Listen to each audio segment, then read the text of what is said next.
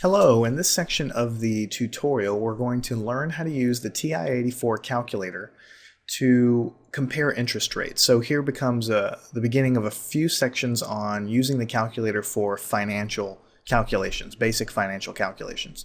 So we've all gone to a car dealership or listened to a credit card offer and they give you the interest rate, but usually you have to read the fine print to figure out if this interest rate is compounded annually. Is it compounded daily? Is it compounded continuously? And the answer to that question is going to basically yield how much money you owe them in the end. So different offers are different, and sometimes the interest is compounded differently. But a lot of times what we want to do is, given a few different ways in which things are calculated with the compounding interest, we would like to figure out which one's the better deal.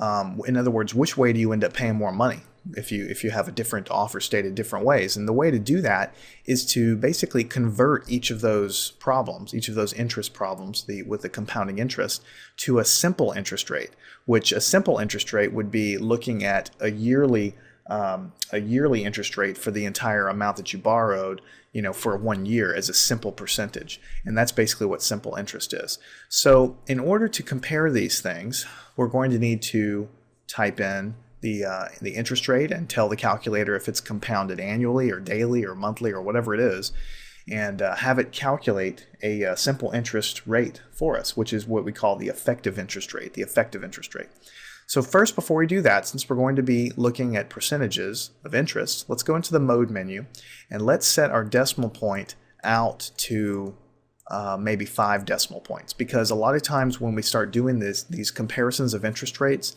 the difference between them is going to be way out a few decimal places. So we want to make sure we have that done. Now, all of your financial packages inside of the TI calculators are going to be in the apps menu. So what I did there is I hit apps and I go down here to finance, number 1. And you've got a whole bunch of things here that we're going to get into some of these a little bit later. But the one that we care about is these two right here. The effective, this is calculating the effective interest rate, which is the yearly simple interest rate that we were just talking about. So what we want to do is